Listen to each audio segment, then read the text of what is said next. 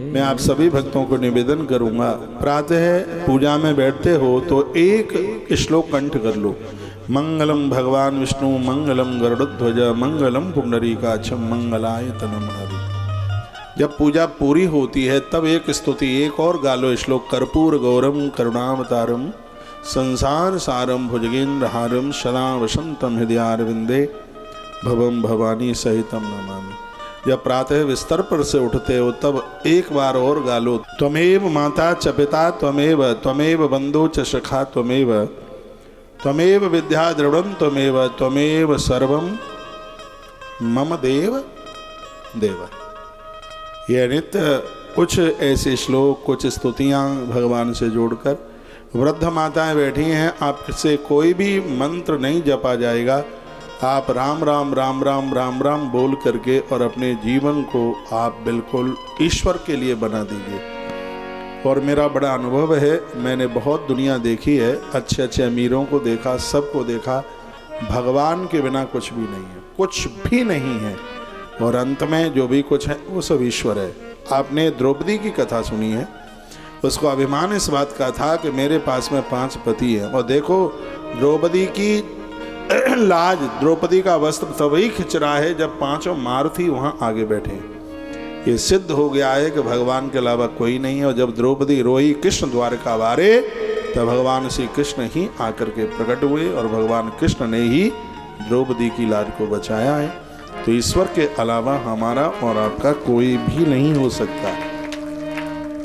इन कथाओं का सार यही है। महात्मा गोकर्ण ने अपने पिताजी को समझाया, कहा न चंद्र से सुखम किंची न सुखम चक्रवर्तना सुखमस्ति विरक्तस्य मुनिर एकांत जीवना। कहा पिताजी यहाँ इंद्र आ जाए उसको भी सुख नहीं, चतुरानन को भी सुख नहीं है। यदि सुख के साथ आनंद के साथ जीवन जीना चाहते हो तो वन में जाओ, एकांत में उस आनंद प्रभु का भजन करो, उन्हीं के ही द्वारा मन को शांति मिल सकती। यहाँ तो कोई तन दुखी, कोई मन दुखी, कोई धनविन रहे तो उदास।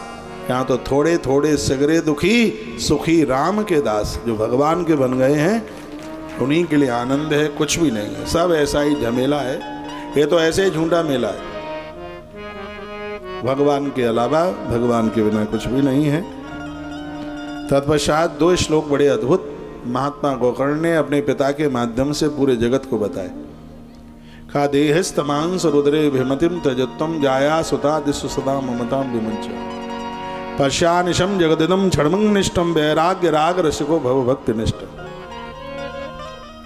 महात्मा गोकर्ण कहते हैं, पिताजी मांस मज्जा और हड्डियों से बना हुआ शरीर जब यही अपना नहीं तो दुनिया की कौन सी चीज अपनी हो जाएगी। यदि यह अपना होता तो हम शरीर को मरने नहीं देते, आंखों को अंधा नहीं होने देते, शरीर गल जाते हम रोक नहीं पाते। क्यों? इसलिए क्योंकि यह अपना नहीं है। इसलिए पिताजी ये शरीर को इतने चाव के साथ में इसको पाला, तैयार किया, जब शरीर अपना नहीं हुआ तो संसार की कौन सी वस्तु अपनी हो सकती है। इसलिए मैं तो निवेदन यही करना चाहूँगा, मरने से पहले अपने आप को भगवान के हवाले कर दो, भगवान के लिए सौंप दो। सरकार पेंशन क्यों देती है? क्योंकि आपने अपनी जवानी गवर्नमेंट के हवाले की है, आपने अपना पूरा जीवन निकाल दिया उनकी सेवा करते हुए, राष्ट्र धर्म में अपना जीवन निकाला आपने, तो सरकार इसलिए आपको पेंशन देती है। और मैं आपको निवेदन करना चाहूँगा, यह जीवन जिस दिन भगवान से जुड़ जाएगा उस दिन आनंद का सावन बरसेगा, किसी भी चीज की जिंदगी में कोई कमी नहीं रहेगी, प्राण ऐसे आराम से निकलेंगे, मरते समय में भी कोई कष्ट नहीं होगा और अगला जन्म भी हमें और आपको बढ़िया ही बढ़िया मिलेगा। अच्छे घर में, संभ्रांत घर में, अच्छे माता पिता के घर में, संभ्रांत घर में जिंदगी मिलेगी। तो जिंदगी 60, 65, 70 साल दुनियादारी के लिए निकाल दी, कुछ मिला नहीं, बचा खुचा जो जीवन है। महात्मा गोकर्ण यही कह रहे हैं, सिद्धांत दे रहे हैं, जो बचा खुचा जो जीवन है उसे भगवान के साथ जोड़ दीजिए। भगवान की मूर्ति पकड़ करके बैठ जाएं, ये भगवान से जुड़ना नहीं है। नैतिक काम कीजिए जिसमें दुर्गंध नहीं है, वासना की दुर्गंध नहीं है, जिसमें पापों की गंध नहीं है, उनसे दूर रहना, यही ईश्वर के साथ जुड़ना है, यही भगवान के साथ जुड़ना है। किसी के साथ ऐसा व्यवहार मत कीजिए जो व्यवहार स्वयं को पसंद नहीं है। लोग स्वयं के साथ बढ़िया व्यवहार चाहते हैं लेकिन दूसरों के लिए उतना अच्छा व्यवहार करते नहीं हैं। इसमें एक भी माता ऐसी नहीं है जो ऐसा सोचे कि मेरी भाभी मेरे मम्मी पापा की सेवा ना करे। यहाँ जितनी भी मेरी बहनें बैठी हैं और जब भी टेलीफोन करती हैं तब यही पूछती हैं, मम्मी भाभी ने नाश्ता पापा को समय पर दे दिया था क्या?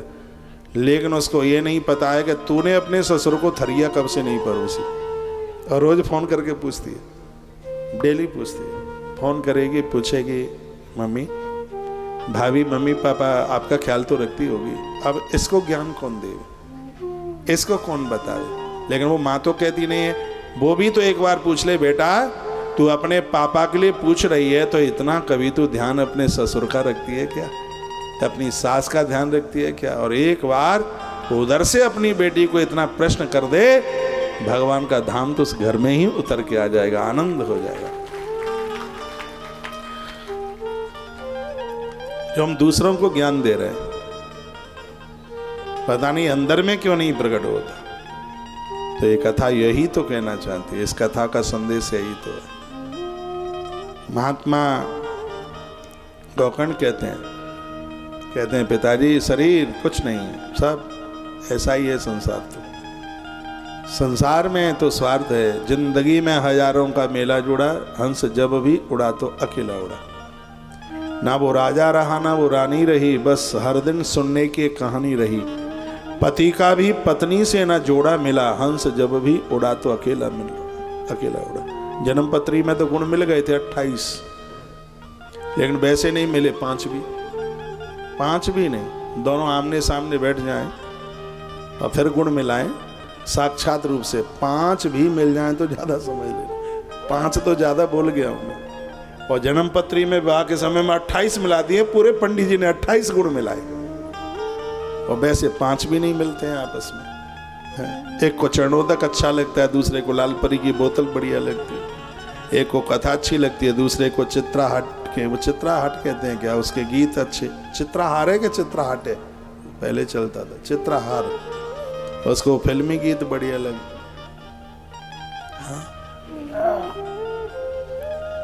एक को गैया का दूध बढ़िया अच्छा लगता है, दूसरे को कॉफी अच्छी लगती है। तो मिलते कहाँ हैं? कभी बैठना, आमने सामने बैठना और अपने गुणों का मिलान करना। आज ही कथा में से जब जाओ तो थोड़ा घर वाले के पास बैठना और अपने गुण मिलाना कि 5 भी मिल रहे हैं कि नहीं। 5 मिले तो कल मुझे बताना आके के हमारे 5 गुण हमारे पत्नी से या हमारे पति से मिल रहे हैं। बड़ा मुश्किल है। लेकिन जो महात्मा गोकर्ण ने जो बात कही, आंख में आंसू आ गए, रो पड़े। कहने लगे, पिताजी बस घर छोड़ दो, अब इस घर में रहने की जरूरत नहीं है। वन में जाकर के बस भजन करो, 2 काम करो। 2 काम करने के लिए, शरीर तो बिल्कुल किराए का घर है। किराए के मकान में जो रहते हैं, मैं रहा हूँ किराए के मकान पर, जिसमें दिक्कत होती थी थूकने में भी, खड़े होने पर भी आवाज आती थी। दूसरी मंजिल पे मैं रहता, नीचे से आवाज आती थी। और कहा छत पर थोड़ा धीम से चला करो, तुम्हारे बाप की छत नहीं है ये। हमने कहा ये तो हमें भी पता है हमारे बाप की नहीं है, लेकिन क्या करें, शरीर का वजन इतना है, धीमे भी चलते हैं तो वो जोर से ही आवाज देती है छत। क्या करें तो वैसे वेट नहीं है, अब शरीर तो हट्टा कट्टा है तो वजन तो होगा ही कुछ, क्योंकि फ्रेम मजबूत है।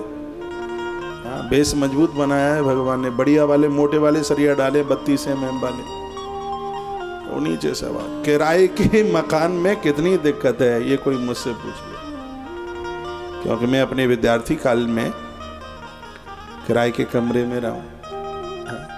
उसी में रसोई, उसी में चूल्हा चौका, उसी में भगवान का मंदिर, उसी में रहना करना बड़ा मुश्किल होता है। आप भी रहे होंगे, अनुभव रखते हैं। तो शरीर भी बिल्कुल ऐसे ही है, जैसे किराए के मकान पर अपना अस्तित्व नहीं है, प्रभाव नहीं है, वैसे शरीर पर नहीं है। कोई आज सज्जन मुझे मिलने को आए, उन्होंने कहा हमें पहचान लिया। मैंने कहा हाँ मैंने तो आपको पहचान लिया है, लेकिन आप इतने बूढ़े कैसे हो गए? बोलते हैं टेंशन बढ़ गए, क्या बताएं, बच्चे बात नहीं मानते हैं, बीमारी हो गई है, ब्लड प्रेशर बढ़ गया, थायराइड बढ़ गया है, आपसे दवाई लेने को आए। मैंने कहा तुम तो इतने जल्दी बूढ़े गए, उम्र कितनी थी? 44 साल। मैं तो सुन के हैरान था, 44 साल में तो लोग युवा रहते हैं, वो वैसे हो गए फरफोटा बिल्कुल एकदम। देखिए आप इस संसार के लिए तनाव टेंशन करोगे तो जिंदगी खत्म करने के अलावा और कुछ भी नहीं है। आप चिंतन में अपना जीवन जीने की कोशिश कीजिए, अपने आप को बदलिए, मेहनती बनिए, परिणाम भगवान के ऊपर छोड़ दीजिए। लेकिन आप इतने बड़े मास्टर हैं कि खुद की कॉपी खुद ही जांचना चाहते हैं, वो आपके हाथ में नहीं है, लेकिन फिर भी मानते हैं नहीं है। आपकी कॉपी कौन जांचेगा, ये अधिकार दूसरे को बना रहने दो। सावधान होकर के जीवन जीना है। बीमार हो गए, एक घर के लोग एक लोटा पानी भी नहीं पिलाएंगे, मुझे पता है, मालूम है, इसलिए मैं प्रार्थना पूर्वक ही कहता हूँ। जो शरीर अपना नहीं हुआ, संसार की कोई भी चीज अपनी होगी नहीं। देहिस्तेमांस रुद्रे भीमतिम तजत्तम जाया सुतादिशु सदा ममताम विमुच पश्यानिशम जगदिदम छड़वंग निष्ठम